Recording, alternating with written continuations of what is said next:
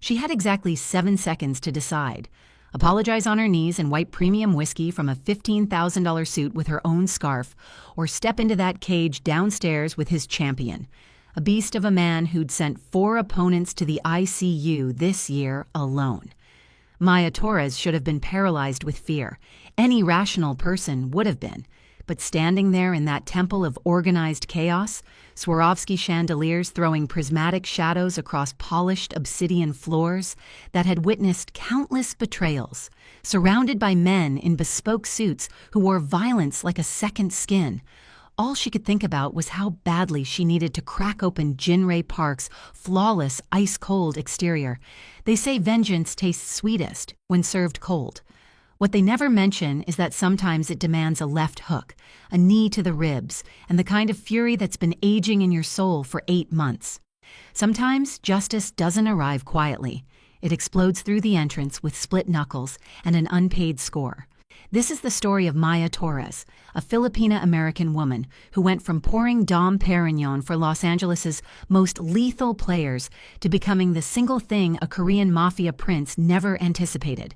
A woman who refused to submit, even when submission would have meant survival. Welcome back, beautiful souls and midnight rebels. Before we descend into this world of dangerous attraction and high-stakes warfare, hit that subscribe button, smash that like, and drop a comment telling me what city you're watching from. I love seeing our dark romance family spread across continents and time zones. Every like, every share, every bit of support you give keeps these addictive stories coming. So grab your headphones, dim those lights, and settle in as we rewind to where this explosive collision began. Maya was 26 when she accepted the position at the Velvet Garden. It was supposed to be temporary, just a bridge job to keep her studio apartment while she figured out her next move after her sister Lucia died in county jail. The establishment had a reputation for being exclusive, the kind of place where getting through the door required connections that money alone couldn't buy, and where tips from a single shift could cover 3 weeks of rent. It seemed like salvation. She should have recognized it as damnation. On her first shift, the floor supervisor, a rail-thin man named Vincent Choi, whose anxiety could power downtown LA, pulled her into the staff hallway before she'd even fastened her apron. His voice dropped to a whisper that felt like a blade pressed to skin. Listen very carefully, Maya. There are protocols here. Non-negotiable protocols. She nodded, expecting standard restaurant hierarchy. Don't challenge the head chef. Don't give unauthorized discounts. Push the premium bottles. When the VIP lounges are occupied, you don't enter unless explicitly summoned. You don't ask questions about who's meeting or why. You don't make direct eye contact unless they address you first. He paused, his hand trembling slightly as it gripped her shoulder. And if Mr. Park is present, you treat him like he's the president, a god, and your salvation all rolled into one flawless package. Understood? Mr. Park? She asked, already feeling the weight of something predatory settling over the conversation. Vincent's face went chalk white. Just follow exactly what I'm telling you, and you'll survive here. She should have walked out that precise moment, should have recognized that any workplace requiring that level of deference wasn't serving food, it was serving something far more dangerous. But she needed the money, and more than that, she needed access. Lucia hadn't just died in custody. She'd been murdered there, strangled in her cell during a supposed altercation that left no witnesses and even fewer answers. The official report claimed she'd been dealing information, playing dangerous games with dangerous people. But Maya knew Lucia. Her baby sister wasn't a criminal mastermind. She was a paralegal who'd accidentally stumbled onto the wrong case files, documents connecting to the SBK, the Korean syndicate that controlled half of Los Angeles from the shadows. The official narrative said Lucia was corrupt, that she'd been selling secrets, betraying clients. But Maya knew the truth. Someone had framed her, someone powerful enough to rewrite reality itself. And the Velvet Garden?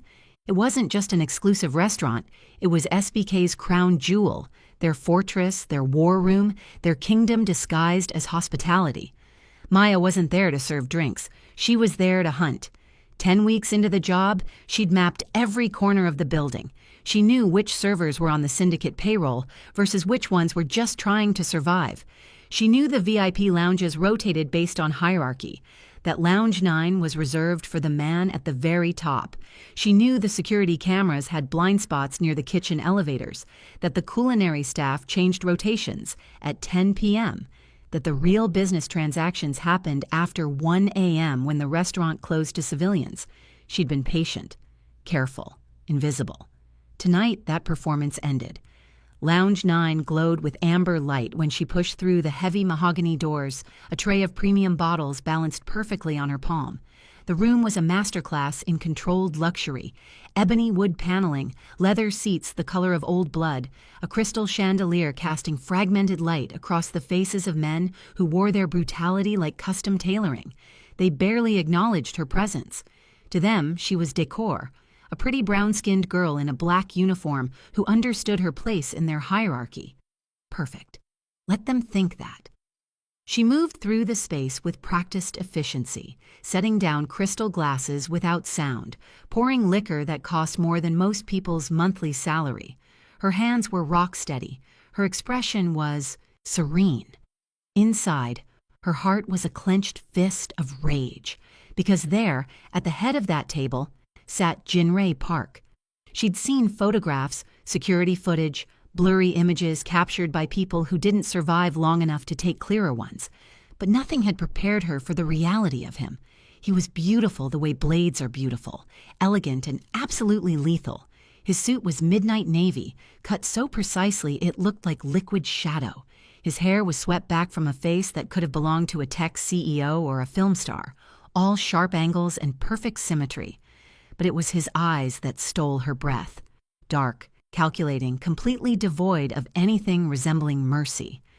This was the man who controlled SBK's West Coast empire, the man whose name appeared on documents that destroyed lives, the man who held answers about what really happened to Lucia. He was speaking to someone across the table, his voice low and controlled, each word measured like currency. When Maya moved closer with the final bottle, a vintage soju sealed in gold, the kind reserved for celebrating victories or sealing blood pacts, she'd already rehearsed this moment 1,000 times in her cramped apartment, had practiced the angle, the timing, the exact pressure needed to make it look convincing. The bottle slipped from her tray. Time crystallized into fragments.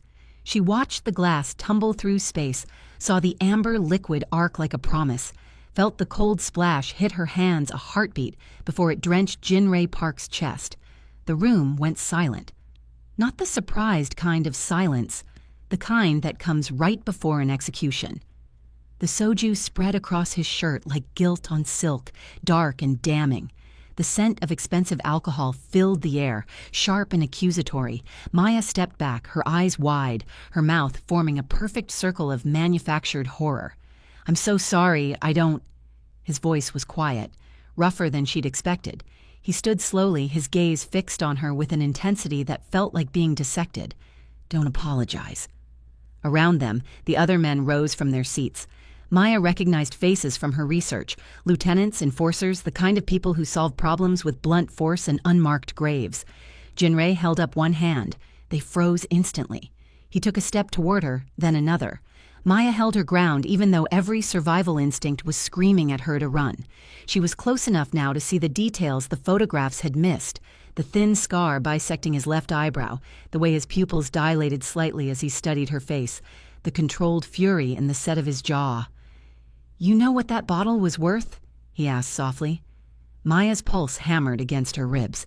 "I can pay for it. I'll work double shifts. I'll—" $70,000. He said it like he was commenting on the weather. "Vintage 1946 Hueyo 41, one of 8 bottles left in existence, and you just spilled it on me like cheap wine." Someone behind him laughed, sharp and cruel. Jinrei didn't look away from Maya's face. "You have 2 options. You can get on your knees right now, apologize properly, and clean this stain with your bare hands." He gestured to his ruined shirt, his expression unreadable. "Or you can step into the cage downstairs and face my champion, Taemin." He paused. 7 seconds to choose. The room held its breath.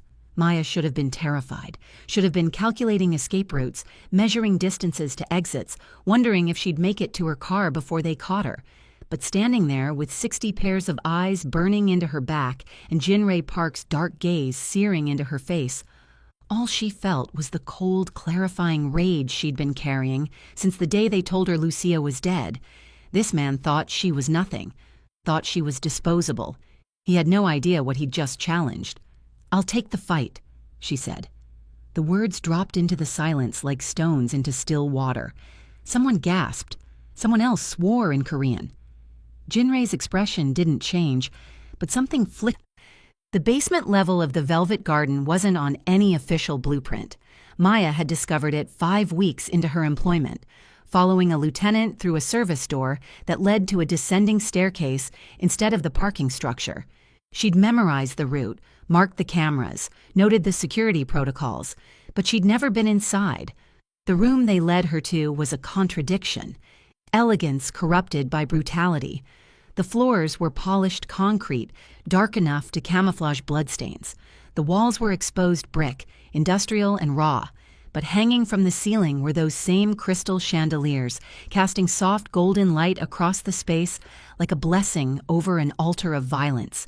In the center sat a raised platform, not a boxing ring, not quite an MMA octagon, but something between. Padded mats, no ropes, surrounded by a low barrier that wouldn't stop anyone from falling, but would make climbing out utterly humiliating. Men lined the walls, drinks in hand, money already changing hands as they placed their bets. Maya caught fragments of conversation as she moved through the crowd. "She's dead in 45 seconds. Taemin's going to break her like a doll. 60,000 on first-minute knockout." No one bet on her. No one even considered it. Vincent materialized at her elbow, his face gray with terror. "Maya, you can still apologize. Mr. Park would accept it. I'm not apologizing." "You don't understand what you're doing. Taemin has hospitalized people in this cage, put them in comas. This isn't theater, this is... I know exactly what this is." She turned to face him, and something in her expression made him step back. "Where do I change?" He pointed toward a side door with a trembling hand. The changing room was small, clinical. Someone had left workout clothes on the bench, black compression shorts, a sports bra, hand wraps. Maya stripped out of her uniform with mechanical precision, her mind already shifting into the space she hadn't occupied in 6 years. The space where Maya Torres the waitress didn't exist, where only Maya Torres the fighter remained. She'd started Muay Thai at 16, following Lucia to the gym after school. Lucia had wanted to learn self-defense. Maya had wanted to hit something until her knuckles bled. By 18, she was competing. By 20, she'd won the regional championship in her weight class.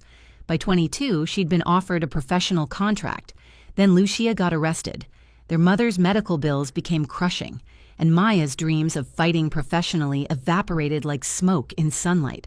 But muscle memory doesn't forget. Her hands still knew how to wrap themselves. Her body still knew how to move. And the rage had only gotten sharper with time, honed to a killing edge. She stared at herself in the mirror, 5'5", lean and muscled in ways the waitress uniform had hidden. Her brown skin gleamed under fluorescent lights. Her dark hair was pulled back tight. Her eyes were cold. This was who she really was. The door opened. A man stepped inside, not Vincent, someone else, someone with authority in the way he carried himself. He looked her over with clinical assessment. "You can still back out. Mr. Park doesn't want to waste time if you're going to quit." "I won't quit. Taemin won't hold back because you're a woman. He's put men twice your size in intensive care. Some didn't wake up." Maya met his gaze. "Then Taemin should be careful." Something like respect flickered across his face. 3-minute rounds. No time limit. Fight ends when someone can't get up or verbally submits. No weapons, no biting, no eye gouging. Everything else is fair game. He paused. "Any questions?" "Just one." Maya flexed her wrapped hands. "Where's my opponent?" The man smiled grimly. "Already in the cage." The crowd's energy hit her like a physical force when she stepped back into the main room. They'd formed a tight circle around the platform, bodies pressed together, voices rising in anticipation. Maya moved through them, feeling their eyes on her skin. their doubt, their hunger for violence, their certainty that she was about to be destroyed. She climbed onto the platform. Taman was waiting.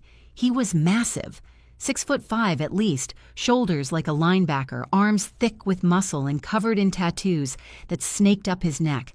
His face was brutal, scarred, the nose broken and healed wrong multiple times.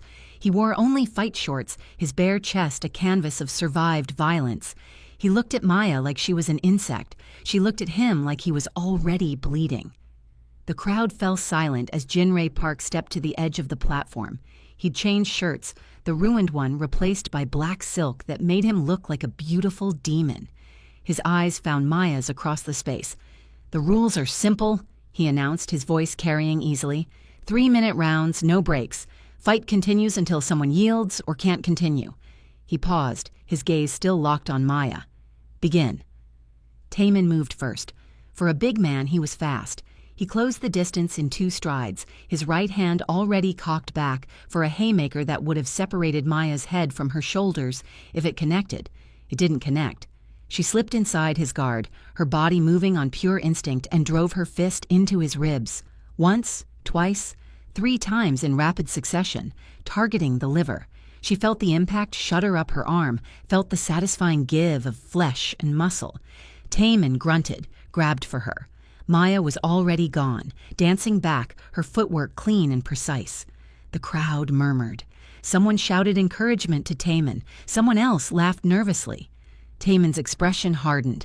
He came at her again, this time with more caution, his hands up in a proper guard. He threw a jab, testing her defense. Maya blocked it, countered with a hook to his jaw that snapped his head sideways. The crowd gasped. Taman touched his mouth. His fingers came away bloody. He stared at the blood for a moment, then back at Maya. His eyes had changed. He wasn't looking at an insect anymore. He was looking at a threat. What followed was brutal poetry. Taman had weight, power, and reach. Every punch he threw carried enough force to shatter bones. But Maya had speed, precision, and 6 years of rage condensed into every strike. She moved like water, like smoke, always just out of reach until she wanted to be close. And when she got close, she made it hurt. She worked his body systematically. Ribs, solar plexus, liver, kidneys. Every shot calculated to drain his stamina, to make him slower, to make him sloppy. She ate some hits. A glancing blow to her temple that made stars explode behind her eyes. A body shot that drove the air from her lungs, but she gave back worse. The chandelier light caught the sweat on their skin, turned it gold and crimson where blood mixed with exertion. The sound of strikes hitting flesh echoed through the room like a war drum. Taman's breathing grew labored. Maya's knuckles split inside her wraps. Neither of them stopped. In the second round, Taman caught her with a right hand that sent her stumbling. She felt her lips split, tasted copper. The crowd roared. Taman pressed his advantage, throwing combinations that forced Maya back toward the edge of the platform. She let him think he was winning, let him commit his weight forward. Then she exploded upward with an uppercut that started at her hips, traveled through her shoulder, and snapped Taman's head back so violently his mouthguard flew out. He staggered, blinked. Maya didn't give him time to recover. She unleashed everything, left hook to the temple, right cross to the jaw, another hook to the body. Taman's guard crumbled. His legs wobbled. She saw the exact moment his consciousness flickered, that split second where the lights dimmed behind his eyes. Her final combination was textbook perfect. Jab to set the distance, cross to rotate his chin, hook to turn off the lights. Taman collapsed, not fell, collapsed. His legs gave out completely and he dropped to the mat like a puppet with cut strings, his eyes rolled back, his massive body going limp. Silence crashed over the room. Maya stood over him, her chest heaving, her hands trembling with adrenaline, blood dripping from her split knuckles onto the mat. She was a vision of controlled violence, beautiful and terrible, and utterly unbreakable. Slowly, she raised her eyes to find Jinray Park. He hadn't moved from his position at the edge of the platform, hadn't flinched, hadn't looked away. His expression was unreadable, but his eyes were burning with something that made Maya's breath catch.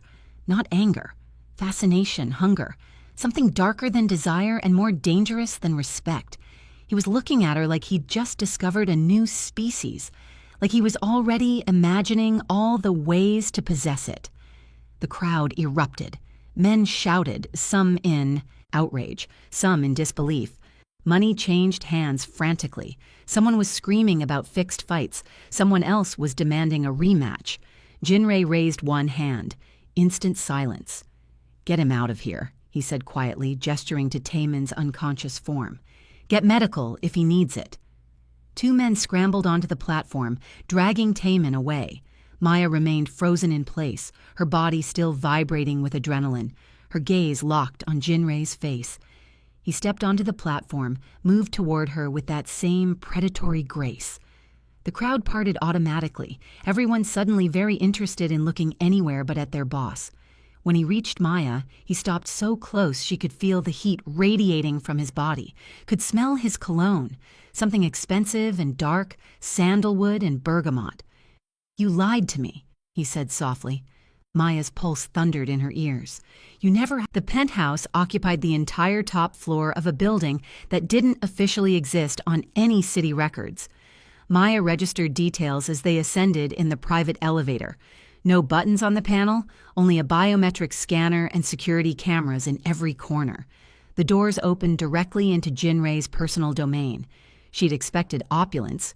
What she got was something far more complicated. The main room stretched out in shadows and selective light. Floor-to-ceiling windows overlooked the city, Los Angeles glittering like scattered diamonds against black velvet. The furniture was minimal, dark leather, sharp angles, nothing soft or welcoming. But the art on the walls was museum quality. A Rothko, a Basquiat, something that might have been a stolen Caravaggio. The contrast was deliberate. Beauty surrounded by darkness, elegance wrapped in threat. "Sit." Jinrei gestured to the leather sofa near the windows. "I'll get ice." Maya remained standing, her body still on high alert despite the exhaustion creeping through her muscles. She watched him move through the space, disappearing into what she assumed was a kitchen. His movements were fluid, controlled. No wasted motion, no hesitation. When he returned, he carried a first aid kit and a crystal tumbler filled with amber liquid. "Drink this first."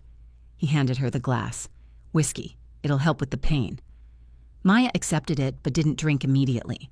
"What is this?" "What is what?" She gestured at the room, at him, at the surreal situation of sitting in a crime lord's penthouse after beating his champion unconscious. "You should be furious. You should be making me disappear for humiliating your man." Jinrei settled into the chair across from her, his expression unreadable in the dim light. "You think Taemin was humiliated?" "I knocked him out in front of your entire organization. You beat him in a fair fight. There's no shame in losing to someone better." He tilted his head, studying her. "The shame would have been refusing the challenge, running away. You didn't run." Maya finally took a sip of the whiskey. It burned down her throat, smooth and expensive. "I'm still not sure why you're being reasonable about this." "Reasonable?" His laugh was soft, dark. "Maya, it is Maya, correct?" "Yes." "I'm many things, but reasonable isn't one of them. I'm interested." "There's a difference." "Interested in what?" "In why a woman with your skills was serving drinks in my restaurant. In what you're really doing here. In why you'd deliberately spill a $70,000 bottle on me just to get my attention." He leaned forward, his elbows on his knees, his gaze pinning her in place. "You wanted that fight. You engineered it. The question is why?" Maya's heart hammered against her ribs, but she kept her expression calm. This was the moment, the precipice. She could lie completely, or she could give him enough truth to be believable. "My sister," she said quietly. "Lucia Torres. She died in county jail 7 months ago. The report said she was dealing secrets to your organization's enemies, that she started a fight and got herself killed." Jinrei's expression didn't change, but something shifted in his eyes. Recognition, maybe. "I remember that name." She wasn't dirty. She was a paralegal who stumbled onto the wrong case files, documents connecting to SBK operations, and when things went bad, someone made sure she took the fall. Maya set the whiskey down, her hands steady despite the fury building in her chest. "I came here to find out who. I came here to make them pay." Silence stretched between them. Outside, the city pulsed with light and life, oblivious to the darkness in this room. "So you infiltrated my organization," Jinrei said slowly. "Worked here for weeks, learned our patterns, and tonight you forced me to notice you by staging an accident that could have gotten you killed." He smiled, and it was a terrible, beautiful thing. "That's either brilliant or suicidal. Maybe both. Definitely both." He stood, retrieving the first aid kit. "Let me see your hands." Maya hesitated. "I'm not going to hurt you," he said, his voice softer now. "If I wanted you dead, you'd already be dead. Now give me your hands." She extended them slowly. Her knuckles were split, blood dried around the wounds, bruises already forming. Jinrei knelt in front of her, actually knelt, putting himself at her level, and began unwrapping the hand wraps with surprising gentleness. "Your sister was caught in something she didn't understand," he said, his attention focused on cleaning her wounds. "The case files she saw involved money laundering through legal firms.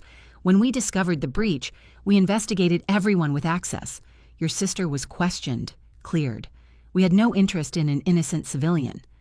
Maya's breath caught. Then who? Someone wanted her silenced. Someone with access to our records who could manipulate the narrative. He dabbed antiseptic on her knuckles. Maya hissed at the sting. "I didn't order her death, but I can't say the same for everyone in my organization." "Do you know who did it?" Jinrei was quiet for a long moment, his fingers working carefully to bandage her hands. When he finally looked up, his expression was raw in a way that made Maya's pulse stutter. "I have suspicions," he said, "but no proof. And in my world, accusations without proof are just suicide notes." "Then help me find proof." He laughed, sharp and bitter. "Why would I do that? You just told me you infiltrated my organization with intent to destroy someone in it. I should have you eliminated as a security risk." "But you won't." "No." His thumb traced the edge of her bandaged palm. "I won't. Do you know why?" Maya shook her head, not trusting her voice. "Because I need someone exactly like you." He stood, creating distance between them, and walked to the windows. His silhouette was sharp against the city lights. "I'm trapped, Maya. I've been trapped. Since I was 23 years old, and every year the chains get tighter." "I don't understand." He turned to face her. "My aunt, Madame Seo. She runs SBK. I'm just her weapon, her attack dog, her pretty face for the Americans, and she keeps me on a very short leash." The name sent ice through Maya's veins. Madame Seo. Even she'd heard whispers about the woman, rumors of ruthlessness that made her nephew look merciful by comparison. "She controls me through blackmail," Jinrei continued, his voice flat, emotionless. "Medical records, documents with my signature, evidence that I euthanized my own father when he was dying of pancreatic cancer." Maya's breath stopped. "He was suffering," Jinrei said, and for the first time she heard real pain in his voice. 4 months of agony begging to die. The doctors wouldn't help. So I did. I gave him morphine, held his hand, and let him go peacefully. My aunt was there, she watched. And then she had every moment documented. She blackmailed you with mercy. She blackmailed me with murder. In our world, family killing family is the ultimate taboo. It doesn't matter that he wanted to die. It doesn't matter that I was helping him. If that evidence surfaces, every family in SBK would demand my execution." He met Maya's gaze. "So I do everything she says, run her operations, clean up her messes, smile and nod, and pretend I'm the one in control." Maya's mind raced. This wasn't what she'd expected. She'd come here looking for a monster and instead found, what? A prisoner? A man capable of tenderness and violence in equal measure? "Why are you telling me this?" she asked. "Because I watched you fight tonight. I watched you refuse to submit, refuse to break, even when you were outweighed and outmatched. You're not afraid of consequences. You're not afraid of me." He moved closer, his presence overwhelming. "And I think you're exactly reckless enough to help me." "Help you do what?" "Destroy my aunt. Find the blackmail, destroy it, and free me from her control." His smile was sharp as broken glass. "In exchange, I'll give you access to every record in SBK, every name, every operation, every secret. We'll find who framed your sister together, and then I'll let you have them." The offer hung in the air between them. dangerous and seductive. Maya should have said no, should have recognized this for the trap it could be. But staring into Jinrei's eyes, seeing the desperate fury hidden behind his controlled mask, she realized something. They were the same, both trapped by the past, both willing to burn the world to escape it. "I have conditions," she said. "Name them. I want proof. Show me these medical records exist. Show me you're telling the truth." "Done. What else?" "If we do this, if we take down Madame Seo, you don't touch my sister's killer. That one's mine." Jinrei's smile widened. "I wouldn't dream of denying you that pleasure. Anything else?" Maya stood, closing the distance between them until she could feel the heat of his body, smell the sandalwood and bergamot mixed with the copper tang of her own blood. "If you betray me," she said softly, "I'll kill you. I don't care about your empire or your aunt or your blackmail. I'll put you in the ground." He laughed, actually laughed, the sound rich and genuine. "There it is. That's what I saw in the cage. That's what I need." He extended his hand. "Do we have a deal?" Maya stared at his offered hand. This was insane, allying with the head of the organization that destroyed her sister, trusting a man who killed for a living, walking deeper into darkness instead of escaping it. But she'd stopped believing in escape the day Lucia died. Now she only believed in vengeance. She took his hand. His grip was firm, warm, his fingers closing around hers like a promise and a threat.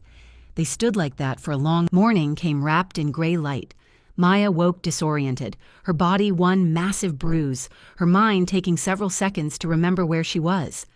The guest room was Spartanly elegant, white sheets, dark furniture, a single piece of art on the wall that looked like violence rendered in watercolor. She showered carefully, wincing as hot water found every cut and bruise. When she emerged, she found fresh clothes laid out on the bed.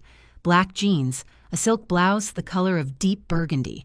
They fit perfectly, which should have been unsettling, but somehow wasn't. Jinrei was in the kitchen when she found him. He'd changed into casual clothes, dark slacks and a white shirt with the sleeves rolled to his elbows. He looked different in daylight, softer somehow, though the danger was still there beneath the surface. "Coffee?" he asked without looking up from whatever he was reading on his tablet. "Please." He poured her a cup. Black, no sugar, which she hadn't told him was how she took it. Another small invasion of privacy that should have bothered her more than it did. "Sleep well?" he asked. "I've had worse nights." Maya accepted the coffee, taking a seat at the kitchen island. "You?" "I don't sleep much anymore. Old habit." He finally looked at her, his gaze traveling over her face with clinical assessment. "How do you feel?" "Like I went 3 rounds with a freight train." His lips curved. "Taman will be pleased to hear that. He regained consciousness around 5 a.m., by the way. First thing he asked was whether you were real or if he'd hallucinated the whole thing." "What did you tell him?" "That he'd lost to someone better, and if he wanted a rematch, he'd have to earn it." Jinrei set down his tablet. He respected that. You'll have his loyalty now, which is worth more than you know. Maya wasn't sure how to process that, so she focused on her coffee instead. The silence between them was oddly comfortable. "I have something for you," Jinrei said after a moment. He stood and retrieved a thin folder from a drawer. "The medical records, the blackmail, everything you asked to see." Maya's hands trembled slightly as she opened the folder. The documents inside were devastating in their clinical precision. Hospital records from Seoul National University Hospital, morphine dosage charts signed by Jinrei Park, a death certificate listing time of death, cause, and attending family. Photographs. God, there were photographs. Jinrei sitting beside his father's hospital bed, holding the old man's hand. The images had been taken from a concealed angle. His face was visible, raw with grief. His father's face was peaceful. The IV line was clear. "She had cameras installed," Jinrei said quietly. "I didn't know until afterward. She confronted me at the funeral with copies." Maya stared at a photo of him wiping tears from his cheeks, and something in her chest cracked. "This is monstrous." "This is my aunt." He took the folder back gently. "She sees sentimentality as weakness. Love is a vulnerability to exploit. She spent my entire life teaching me that caring about anyone is the same as handing them a loaded gun." And yet you told me all of this, showed me your weakness. Maybe I'm tired of being what she made me. He locked the folder in a safe embedded in the wall. Or maybe I'm just curious to see if you'll use it against me. Maya met his gaze. I won't. Why not? Because I know what it's like to love someone the world thinks you shouldn't. She thought of Lucia, of the way people had looked at her after the arrest, like her sister's sins had stained her by proximity. And I know what it's like to have that love used as a weapon. Something shifted in Jinrei's expression. Recognition, perhaps, or the beginning of trust. There's someone I want you to meet, he said. He'll help us with the next phase. The man who arrived an hour later was not what Maya expected. He was white, mid-40s, with a kind of expensive casual style that screamed old money. His smile was warm and genuine when Jinrei introduced him. Maya, this is Daniel Cross, my legal consultant and one of the few people in this organization I actually trust. Daniel extended his hand, his grip firm and professional. It's a pleasure. I've heard remarkable things about last night's performance. Taemin is something of a legend, and from what I understand, you made quite the impression. Maya shook his hand, automatically cataloging details. Expensive watch, manicured nails, a slight tan line on his ring finger, married or recently divorced.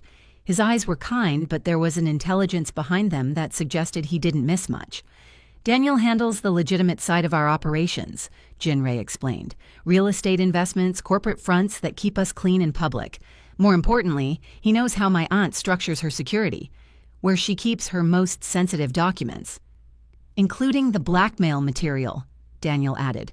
Though I should warn you, getting access to it won't be simple. Madame CO keeps her most valuable assets in a private vault at her estate. The security is formidable. Maya leaned forward. What kind of security? Biometric scanners, armed guards, a digital system I designed myself, ironically enough. Daniel pulled out his tablet, bringing up schematics. There are exactly 3 people with access. Madame Seo herself, her head of security, and me. Can you get us in? Maya asked. I can get us past the digital security. The guards and the biometrics are your problem. He glanced at Jinrei. This is extraordinarily dangerous. If she suspects what we're doing, she won't suspect, Jinrei said, because we're going to give her exactly what she wants. Which is? His smile was cold. A reason to host one of her legendary gatherings, an event important enough that she'll want me there as window dressing, an event that will require her full attention while we move against her. Understanding dawned on Maya. You're going to stage a distraction. We're going to stage a performance, something big enough, public enough, that she can't resist using it to demonstrate her power. Jinrei's gaze was sharp. And while she's busy playing queen, we'll be robbing her castle. Daniel nodded slowly. It could work. Her birthday is in 3 weeks. She always hosts an extravagant celebration. Diplomats, judges, anyone she's bought or blackmailed. Security will be heavy, but the chaos of the party itself will provide cover. 3 weeks, Maya repeated. That's not much time. Which means we start now. Jinrei stood. Daniel, I need you to reach out to your contacts, see if anyone's heard whispers about Maya's sister, who might have wanted her silenced, who had the access to arrange it. Quietly, of course. Daniel gathered his materials. Maya, it was lovely to meet you. I look forward to working together. After he left, Maya found herself alone with Jinrei again. The penthouse felt smaller now, more intimate. You trust him? She asked. As much as I trust anyone. He's been with me for 6 years, never given me a reason to doubt him. Jinrei moved to the windows, staring out at the daylight city. Why? Do you sense something? Maya frowned. She couldn't articulate it exactly, just a feeling. A slight discomfort in the way Daniel's eyes had lingered on Jinrei when he thought no one was watching. Possessive, almost. But that could be loyalty, or paranoia on her part. No, she said finally, just being careful. Good. Paranoia keeps you alive in this world. He turned back to her. Come here. Let me check your hands. Maya crossed to him, extending her bandaged palms. He unwrapped them carefully, his fingers gentle as they examined the healing cuts. The intimacy of the gesture made her pulse quicken. They're healing well, he said softly. You'll have scars, but they'll fade. I don't mind scars. No, I don't imagine you do. His thumb traced the edge of one cut, the touch sending electricity up her arm. You're not afraid of pain. That's rare. Pain is just information. It tells you you're still alive. Jinrei's eyes lifted to hers, and the intensity in them stole her breath. You're remarkable. Do you know that? Maya's heart hammered. They were standing too close, the space between them charged with something dangerous. She should step back, create distance. But she didn't. I'm just someone who refuses to stay down, she whispered. No. His hand moved to her face, cupping her jaw with a gentleness that contradicted everything she knew about him. You're someone who turns pain into power, who takes what should break you and makes it into a weapon. He stopped, swallowed. For the first time since she'd met him, he looked uncertain. I'm what? Maya asked, her voice barely audible. Mine, he said. Or you could be, if you wanted. The word hung between them, heavy with implication. This wasn't just an alliance anymore. This was something else, something darker and more complicated. Maya knew she should say no, should maintain professional distance, but standing there with his hand on her face and his eyes burning into hers, she realized the truth. She'd stopped seeing him as just a target the moment he'd knelt in front of her to bandage her wounds, stopped seeing him as just a monster when he'd shown her the photos of his grief. He was a man, trapped and desperate and dangerous, just like her. I want, she whispered. Jinrei's control shattered. He kissed her like he'd been starving for it, like she was oxygen and he'd been drowning. His mouth was demanding, fierce, tasting of coffee and something darker. Maya responded in kind, her bandaged hands fisting in his shirt, pulling him closer. They collided, all heat and desperate need and months of isolation finally finding release. He lifted her easily, her legs wrapping around his waist, her back against the cool glass of the window. The city stretched out behind them. 3 weeks passed in a blur of preparation and proximity. Maya moved into the penthouse officially, her old apartment abandoned like the life she'd left behind. During the day, she trained, rebuilding stamina she'd let slip, working with Taemin, who'd become an unlikely ally. At night, she and Jinrei planned, their strategies punctuated by stolen moments of intimacy that grew more intense with each passing day. They were becoming dangerous together. Daniel proved invaluable, providing intel on Madame Seo's security systems, her routines, her weaknesses. He seemed genuinely invested in their success, though Maya occasionally caught him watching Jinrei with an expression she couldn't quite read. Now, the night of the heist had arrived. Madame Seo's estate sprawled across a hillside in Palos Verdes, a monument to wealth and power disguised as a home. The party was already in full swing when Maya arrived on Jinrei's arm, dressed in midnight blue silk that transformed her into someone who belonged in this world of casual cruelty and expensive taste. Breathe, Jinrei murmured as they entered. You look perfect. Maya forced her shoulders to relax. Around them, Los Angeles' elite mingled. Politicians whose campaigns Madame Seo had funded, judges who owed her favors, criminals who'd been legitimized by her money. The air smelled of champagne and corruption. Madame Seo herself held court in the center of the ballroom. She was smaller than Maya expected, elegant in a way that made her seem fragile until you saw her eyes. Those eyes were black ice, calculating, merciless, ancient beyond her years. Jinrei. Her voice carried across the room, cutting through conversation like a blade. Come introduce me to your new acquisition. Maya felt Jinrei's hand tighten on her waist, a warning and a comfort simultaneously. They approached together. Aunt, happy birthday. He kissed her cheek with practiced affection. This is Maya Torres. Maya, my aunt, Madame Seo. Maya extended her hand, meeting the older woman's gaze without flinching. It's an honor. Madame Seo's handshake was brief, her assessment brutal. Maya felt herself being weighed, measured, categorized. When the older woman released her hand, she smiled, but it was the smile of a predator who just decided not to strike yet. The fighter, Madame Seo said. Yes, I heard about that. You embarrassed Taemin quite thoroughly. Her gaze shifted to Jinrei. I assume there's a reason you've brought her into our world? She's useful, Jinrei said smoothly. Skilled, loyal, everything you taught me to value. The wordplay was subtle, praising his aunt while reminding her of the lessons she'd used to shape him. Madame Seo's smile widened. How pragmatic. Your father would have disapproved. He always was too sentimental. But I suppose I raised you better than that. She turned her attention back to Maya. Enjoy the party, Miss Torres, and do try not to break anyone tonight. These guests are expensive to replace. They were dismissed. Maya followed Jinrei through the crowd, her heart hammering. She knows something. She always knows something, he said quietly. But she doesn't know everything. Not yet. He guided her toward a side corridor, his hand steady on her back. Daniel will create the distraction in 20 minutes. That's our window. The vault was located in the estate's west wing, disguised as a wine cellar. Maya and Jinrei moved through the shadows. Avoiding security cameras Daniel had supposedly disabled. The door required both a code and a biometric scan. Jinrei provided the code. The scanner read his palm. The vault opened with a whisper of hydraulics. Inside was a cathedral of secrets. Filing cabinets lined the walls, each labeled with years and names. Digital servers hummed in temperature-controlled cases.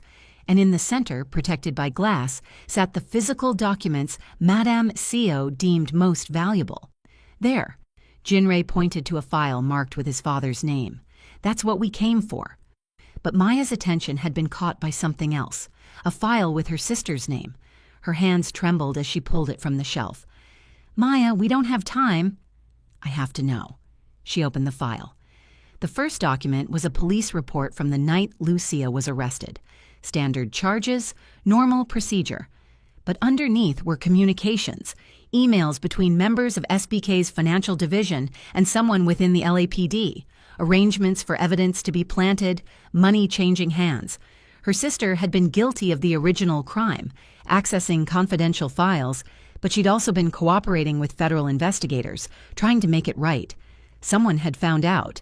Someone had decided she was too dangerous to live.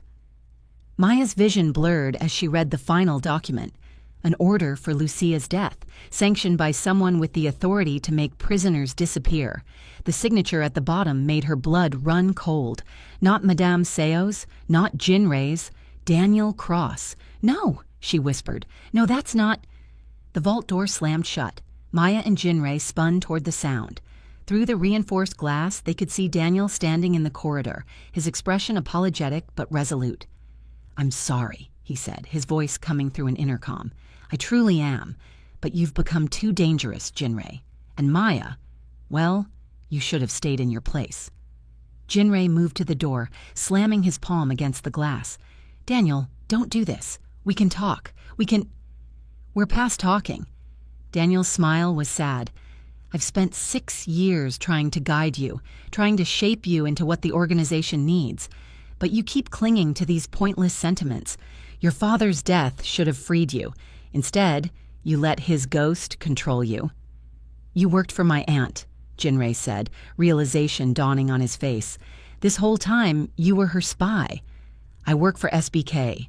Sometimes that means working with your aunt. Sometimes it means working around her. Daniel adjusted his cufflinks casually. Madame Seo wanted you controlled through guilt.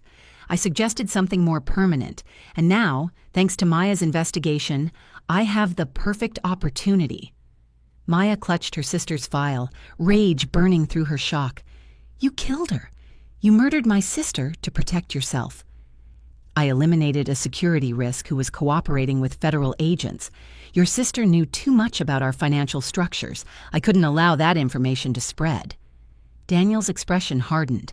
Just like I can't allow either of you to leave this vault alive. The explosion will be tragic, a gas leak during the party. You'll be found together, dead in a lover's embrace while trying to steal from Madame Seo. How poetic. He turned to leave. Wait. Jinrei's voice was desperate. Daniel, please, if you ever cared about me at all, I did care.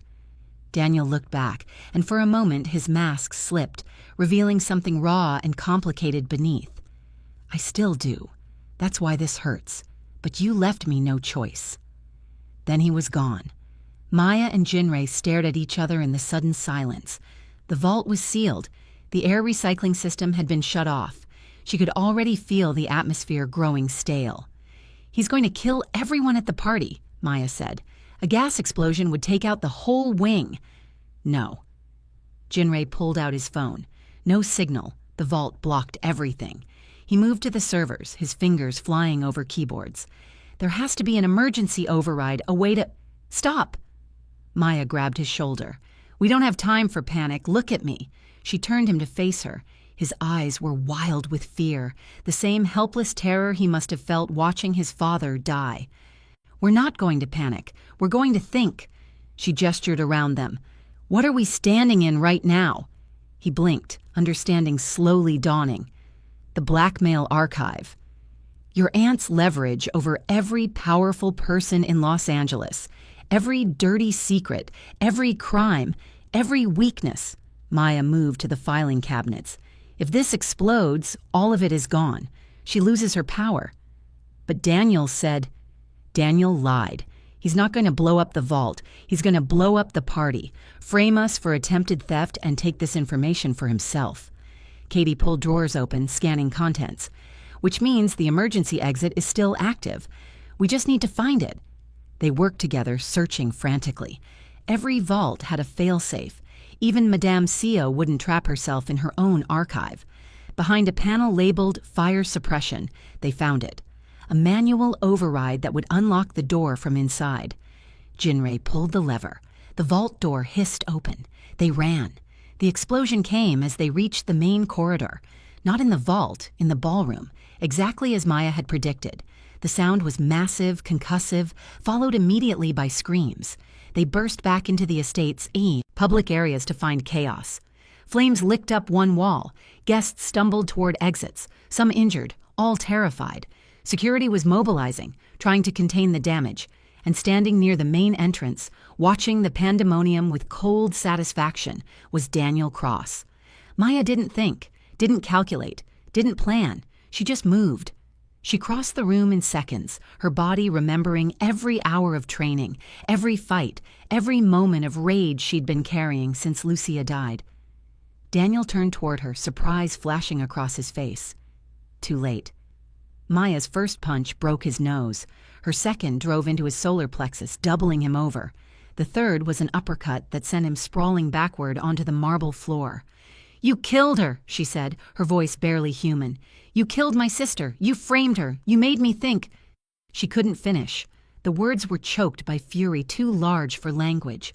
Daniel spit blood, trying to rise. "She was weak. Just like Jinrei is weak. Just like—" Maya kicked him in the ribs. Heard something crack. Didn't care. "Maya!" Jinrei's voice cut through her rage. "Maya, stop. We need him alive." "Why?" She rounded on him, tears streaming down her face. "Why should he live when Lucia didn't? When he was going to murder you?" "Because my aunt needs to see what he's done.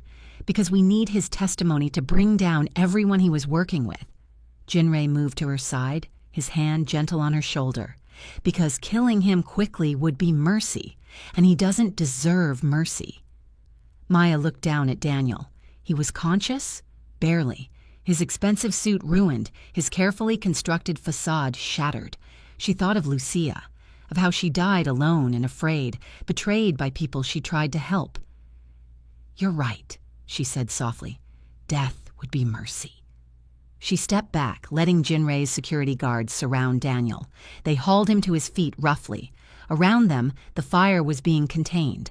Madame Seo emerged from the smoke, her expression furious as she surveyed the damage.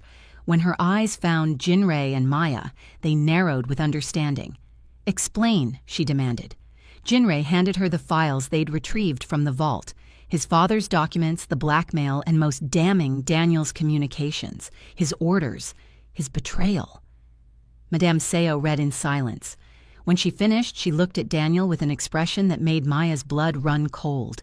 This wasn't anger, it was calculation. "You tried to steal from me," Madame Seo said quietly. "Not money, not drugs. Something more valuable, information, control, power." She stepped closer to Daniel. "And you used my nephew's weakness to do it." "He is weak," Daniel spat. He cares too much, feels too much. He's not fit to... Madame Seo slapped him, hard. The sound echoed through the damaged ballroom. My nephew is exactly what I made him to be, she said. Ruthless when necessary, controlled when beneficial, and loyal, painfully, stupidly, loyal to me. She glanced at Jinrei. Though, perhaps I owe you an apology for testing that loyalty so harshly. Jinrei stared at his aunt. You're releasing me? Don't be dramatic. I'm acknowledging that my methods may have been counterproductive. The blackmail is yours. Do with it what you will. She turned her attention back to Daniel. As for you, you've betrayed SBK. There's only one punishment for that. She didn't need to elaborate. Everyone in the room knew what happened to traitors. Maya watched as they dragged Daniel away. She should have felt satisfaction, victory, justice. Instead, she felt empty. Lucia was gone. Knowing who killed her didn't change that. Watching her murderer face punishment didn't bring her back. Jinrei's hand found hers, squeezing gently. Let's go home, he said quietly. Maya nodded, unable to speak. They left Madame Seo's estate as the sun began to rise, painting the sky in shades of blood and gold. The city stretched out below them, beautiful and brutal and utterly indifferent to the darkness they'd survived. In the car, Jinrei held her while she finally broke down, sobs racking her body, grief and rage and exhaustion pouring out in waves. I'm sorry, she gasped. I'm sorry, I should be stronger. You're the strongest person I've ever met, he said fiercely. But even the strong need to break sometimes. I've got you. I'm not letting go. Maya clung to him. This man who was supposed to be her enemy, who'd become something infinitely more complicated. They'd survived the night, destroyed the blackmail, exposed the traitor. But the cost had been pieces of themselves they'd never get back. 2 weeks passed like a fever dream. Maya moved through the days with a numbness she couldn't shake, even as Jinrei held her through the nights, even as the penthouse became something approaching home.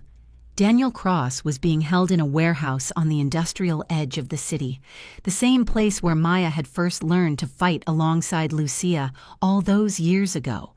The irony wasn't lost on her. She'd wanted this moment, dreamed of it, but now that it had arrived, all she felt was hollow. You don't have to do this today, Jinrei said, watching her dress in the early morning light. We can wait, give you more time to... No. Maya's voice was flat. I need to finish this. I need to close this chapter before I lose my mind. He crossed to her, his hands settling on her shoulders. Then I'm coming with you. I need to do this alone. Maya, please. She turned to face him, and something in her expression made him stop. I need to face him alone. Just me and the man who murdered my sister. I need to look him in the eye and make him understand what he took from me. Jinrei studied her face for a long moment, then nodded slowly. Taemin will drive you. He'll stay outside, but he'll be there if you need him. Thank you. He pulled her close, pressing his lips to her forehead. Come back to me, he whispered. Whatever happens in that room, come back to me. Maya didn't trust herself to speak, so she just nodded against his chest. The warehouse looked different in daylight. Smaller, somehow. Less imposing. The place where she'd learned to channel her rage into precision, where Lucia used to cheer from the sidelines, had become a tomb. Taemin opened the door for her, his expression carefully neutral. He's in the back room, cuffed to a chair. 2 guards outside the door, but they won't interfere. Maya nodded, her throat too tight for words. The corridor stretched before her like a tunnel. Each step felt weighted, significant. This was it, the moment she'd been building toward since the day they told her Lucia was dead. The guard stepped aside without a word. Maya pushed open the door. Daniel Cross sat slumped in a metal chair, his wrists cuffed behind him. 2 weeks of captivity had destroyed his polished exterior. His designer clothes were gone, replaced by torn shirt and stained pants. His face was bruised, one eye swollen shut. But when he looked up and saw Maya, something like relief flickered across his features. Finally, he rasped. I was beginning to think Jinrei would keep me here forever. Maya closed the door behind her. The room was small, empty except for Daniel's chair and a single overhead light. Concrete floor, cinder block walls, the kind of place where screams wouldn't carry. She didn't speak, just stood there, staring at the man who'd taken everything from her. "Go ahead," Daniel said. "Say what you came to say, or are you here to kill me? Is that what this is? Your big moment of vengeance?" "I came to understand," Maya said quietly. "I came to hear you explain why my sister had to die." Daniel laughed, a broken, bitter sound. "Your sister was in the wrong place at the wrong time with access to the wrong information. She saw financial records that would have unraveled 3 years of carefully constructed laundering operations. She was cooperating with federal agents." He spit blood onto the concrete. "She was a threat.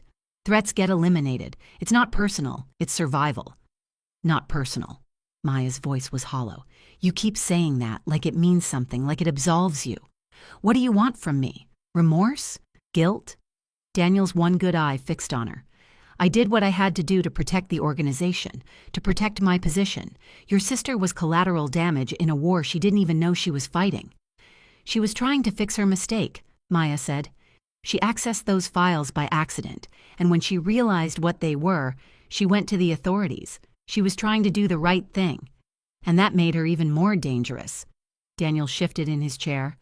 "Look, I know you want me to be the monster, the villain in your revenge story, but the truth is messier than that. I didn't enjoy killing your sister. I didn't celebrate it. I authorized her removal because it was strategically necessary, because letting her live would have compromised everything." "You're right," Maya said softly. "You're not the villain in my story. You're just pathetic." Daniel's expression hardened. "Say what you want. Do what you came here to do. But know this, I'd make the same choice again, every time. Because in this world, sentiment gets you killed. Love makes you weak. Your sister's compassion, Jinrei's guilt over his father, your need for revenge. These are all weaknesses. And weaknesses get exploited." Maya moved closer, crouching down so she was eye level with him. "You murdered my sister because you're a coward. Because you were too afraid to face the consequences of your own crimes. You hid behind strategy and necessity, but the truth is, you killed an innocent woman to save yourself. She wasn't innocent. She was 24 years old." Maya's control finally cracked. "She was trying to become a lawyer. She volunteered at a youth center. She called our mother every Sunday. She had dreams and plans and a future. And you took all of that away because you were scared." Tears streamed down her face now, months of grief finally finding release. "I want you to say her name," Maya said. "I want you to look at me and say my sister's name." Daniel's jaw clenched. "This is pointless." "Say it. Lucia." He spit the name like a curse. "Lucia Torres. There. Does that make you feel better? Does hearing me say her name bring her back?" Maya stood slowly. She'd come here expecting rage, expecting the satisfaction of finally confronting her sister's killer. Instead, all she felt was profound sadness. "No," she said quietly, "nothing brings her back. That's what you don't understand. That's what people like you will never understand. You see the world as a series of strategic calculations, but you're blind to what really matters." She turned toward the door. "That's it?" Daniel called after her. "You're not going to kill me? Not going to make me suffer?" Maya paused, her hand on the doorknob. "You're already suffering. You'll spend however long Jinrei decides to keep you alive in this warehouse, knowing that everything you built is gone. Your position, your influence, your carefully constructed facade, all of it destroyed. And then when he finally decides you've suffered enough, you'll die. Alone, unmourned, forgotten." She looked back at him one last time. "My sister will be remembered. I'll make sure of that. I'll live the life she didn't get to live. I'll love the way she taught me to love. I'll fight for the things she believed in." Maya's voice was steady now. "But you'll be nothing, less than nothing. Just another body that disappeared in the shadows." "Wait!" But Maya was already gone, pulling the door closed behind her. In the corridor, she leaned against the wall, her legs suddenly weak. She'd thought confronting Daniel would bring closure, would somehow heal the wound Lucia's death had left. Instead, it had just confirmed what she already knew. Revenge was hollow. Justice was an illusion. Her sister was gone, and nothing, not confrontation, not violence, not even Daniel's eventual death, would change that. Taman appeared at the end of the corridor. "Miss Torres, are you all right?" Maya pushed off the wall, straightening her shoulders. "Take me home." Jinrei was waiting when she returned to the penthouse. He took one look at her face and pulled her into his arms without a word. "I don't know what I expected," Maya said against his chest. "I thought seeing him would make me feel something. Satisfaction, closure, anything. But I just felt empty." "Revenge usually is," Jinrei said quietly.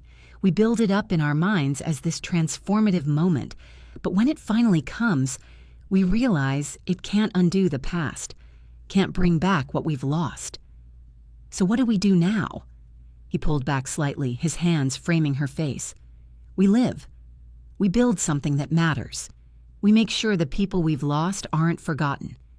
"Your aunt released you from the blackmail," Maya said. "You're free now. You could leave all of this behind, rebuild your life somewhere else, become someone new." "I could," Jinrei agreed, "but I won't." "Why not?" "Because this world, this dark, brutal, complicated world, is where I found you, and I'm not walking away from that." His thumb brushed her cheekbone. "Besides, someone needs to run SBK, someone who understands that power doesn't have to be built entirely on fear, someone who can evolve this organization into something less monstrous." Maya felt something shift in her chest, a purpose beyond revenge, beyond grief. "You want to reform it, from the inside. I want to try, and I want you beside me while I do it." Jinrei's expression was serious. "I know it's not the life you imagined. I know it's dangerous and complicated and probably insane. But yes," he blinked. "Yes? Yes, I'll stay. Yes, I'll help you rebuild. Yes, to whatever future we can carve out of this darkness." Maya rose on her toes, pressing her lips to his. "Because you're right. This is where we found each other, and I'm not walking away from that either." The kiss deepened, became something desperate and claiming. They'd survived betrayal, violence, loss. They'd looked into each other's darkness and chosen to stay. When they finally broke apart, Jinrei rested his forehead against hers. "My aunt wants to meet with us tomorrow. She's officially stepping back from day-to-day operations, transferring control to me." "To us," Maya corrected. "If we're doing this, we're doing it together, equal partners." "The organization might not accept." "Then we make them accept it." Maya's voice was firm. "I didn't survive everything I've survived to be anyone's accessory. If I'm staying in this world, I'm staying as your equal. Your partner in every sense." Jinrei smiled, that rare, genuine smile that transformed his entire face. "My queen." "Your queen," Maya agreed. They stood there in the fading light, two people who'd been broken and remade by violence, choosing to build something new from the ashes of what they'd lost. The next morning, Maya woke to find Jinrei already dressed, standing by the windows with his phone to his ear. When he noticed she was awake, he ended the call quickly. "Daniel's dead," he said simply, "sometime during the night. They're saying it was suicide, but you had him killed," Maya finished. Jinrei's expression was unreadable. He knew too much, and keeping him alive was a liability we couldn't afford. "I'm sorry I didn't consult you first, but—" "Don't apologize." Maya sat up, pulling the sheet around herself. "I understand why you did it, and honestly, I'm relieved. I thought I wanted to be the one to kill him, but actually doing it would have destroyed something in me." "You're not angry?" "I'm grateful." She met his gaze. "You protected me from becoming something I'd regret. That's what partners do." Jinrei crossed to the bed, sitting beside her. "Madame Seo is expecting us at noon. Are you ready for this?" Maya thought about Lucia, about the girl she'd been before her sister's death, about the woman she'd become in the aftermath. "I'm ready," she said. "Let's build our kingdom." 6 months later, Maya stood in the penthouse and barely recognized her life. The space had been renovated after the chaos of Daniel's betrayal, bloodstains cleaned, bullet holes patched, broken glass replaced. But they'd kept the essential darkness, the elegant brutality that made it theirs. Now it was truly their throne room. She wore a black silk dress, her natural hair freed from its usual controlled style, wild curls framing her face. The ring on her finger caught the city lights, a black pearl surrounded by diamonds given to her 3 months ago when Jin-Ray had proposed on the roof of the Velvet Garden at midnight. Mrs. Maya Park. She'd taken his name, his world, his darkness. And in return, she'd given him her absolute loyalty, her strategic mind, her capacity for beautiful violence. Together, they were building something magnificent and terrible. The door opened. Jin-Ray entered, shedding his jacket, loosening his tie. He looked exhausted. They'd been consolidating power, eliminating resistance, restructuring SBK's operations. The work was brutal and endless. But when his eyes found Maya, his expression softened into something approaching peace. "How did the meeting go?" she asked. "Better than expected. The Southern California families have formally recognized our authority. No more challenges, no more threats." He crossed to the bar, poured 2 glasses of whiskey. "We've won." Maya accepted the glass, took a sip. "Have we actually won?"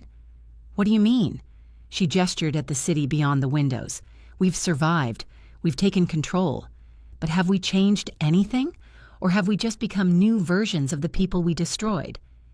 Jin-Ray was quiet for a moment, considering. "I think we're building something different. Not perfect. Nothing in this world is perfect. But better. More honest." "More honest about being criminals?" Maya's lips curved slightly. "More honest about power, about violence, about the darkness that exists whether we acknowledge it or not."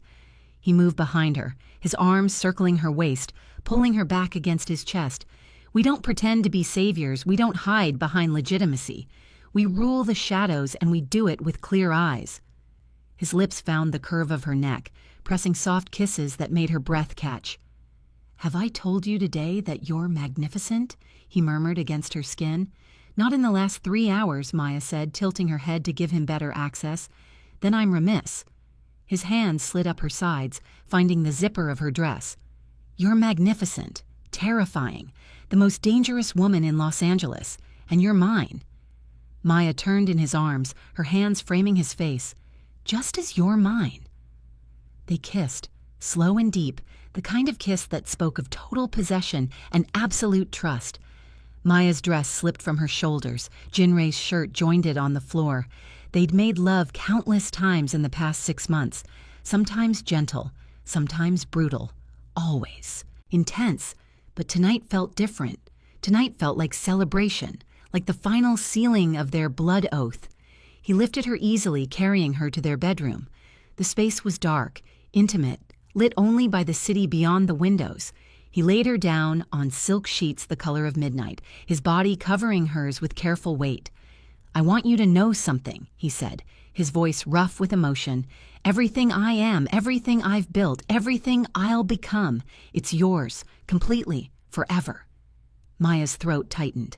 "And everything I am is yours. My darkness, my rage, my love, all of it until death and beyond."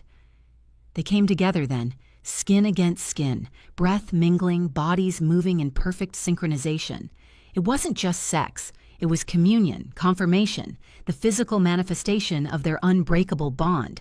Jin-Ray was reverent in his possession, his hands mapping her body like sacred territory, his mouth worshipping every curve and scar. Maya responded with equal intensity, claiming him as thoroughly as he claimed her. 2 damaged souls completing each other in the only way that mattered. When they finally peaked together, crying out in unison, it felt like conquering and surrendering simultaneously, like becoming something greater than the sum of their individual darkness. Afterward, they lay tangled in sheets in each other, hearts slowly returning to normal rhythms. Jin-Ray's fingers traced idle patterns on Maya's shoulder. She pressed her ear to his chest, listening to the steady beat that had become her favorite sound. "Do you ever regret it?" he asked quietly. "Choosing this path? Becoming what you've become?" Maya considered the question seriously. She thought of Lucia, of the innocent girl she'd been before her sister's death, thought of the dreams she'd abandoned, the light she'd deliberately walked away from. "No," she said finally. "I regret that it was necessary. I regret the pain that brought me here. But I don't regret the choice. This life, this power, It's mine. I claimed it, built it, and I'll defend it with everything I am.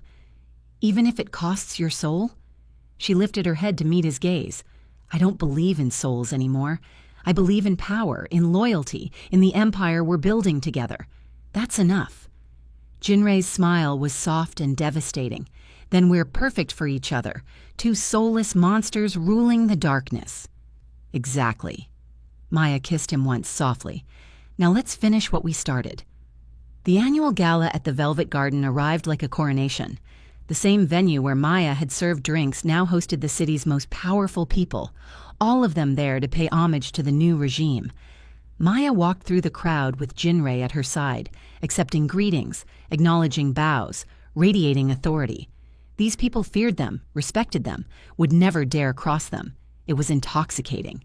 Madame Seo was there, holding court in a corner with the other matriarchs. When Maya approached to pay respects, the older woman's gaze was sharp but not hostile.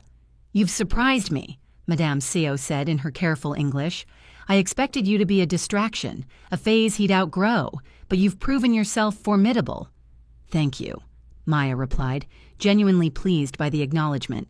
"Don't thank me yet. I'm still watching, still waiting for you to make a mistake." But Madame Seo's smile took the edge off the words. "Though I admit you've been remarkably competent so far. My nephew chose well." Maya nodded once, then moved on. She'd never be friends with Madame Seo. Too much history, too much pain. But mutual respect was enough. The night progressed in a blur of conversations and performances. Maya and Jinrei moved through the crowd as one unit, their partnership evident in every glance, every touch, every shared smile. Near midnight, Jinrei pulled her onto the balcony, the same one where he'd first kissed her 6 months ago. The party continued inside, but out here, it was just them and the stars, and the empire they'd built. "Do you remember?" Jinrei said. "That first night when you spilled whiskey on me and chose to fight instead of apologize?" Maya laughed. "How could I forget? I was terrified, convinced you'd kill me." "I almost did." He turned to face her fully. "But then I saw you in that cage, fierce and beautiful and absolutely unbreakable. And I thought, this woman is dangerous." He smiled. "I had no idea how right I was." "Dangerous to you?" "Dangerous to my control, my carefully constructed walls. You shattered all of it, Maya. Made me feel things I'd convinced myself I was incapable of feeling." His thumb brushed her cheek. "You saved me from the monster I was becoming."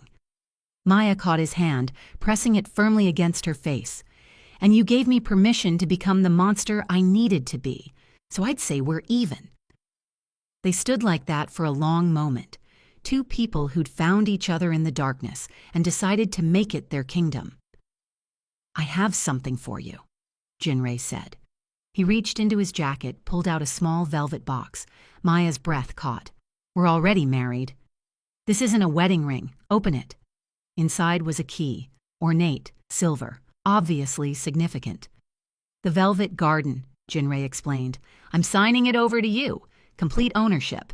It's where we met. Where you first showed me who you really were.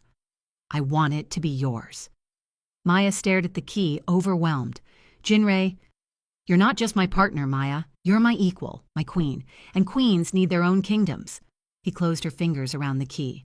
"Build whatever you want here. Transform it however you see fit. Make it yours." Tears burned Maya's eyes.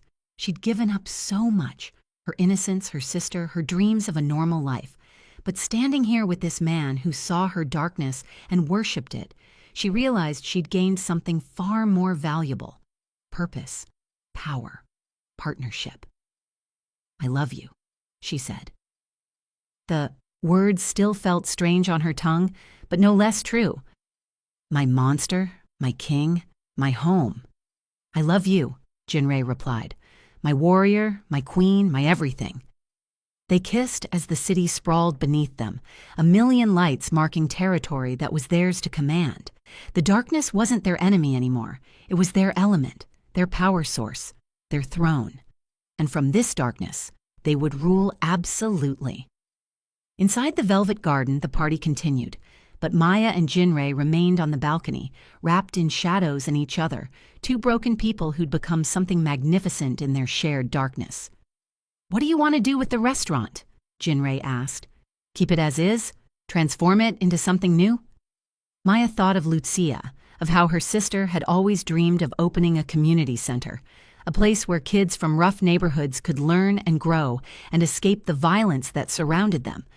"I want to keep the restaurant as a front," she said slowly, "but underneath, in that basement where I fought Taman, I want to build something different, a training facility, a place where people like us, people who've been broken by this world, can learn to fight back, to survive, to become dangerous." Jinrei's smile was proud. "A army. A family," Maya corrected. "People who understand that sometimes the only way to escape darkness is to become darker than what's hunting you."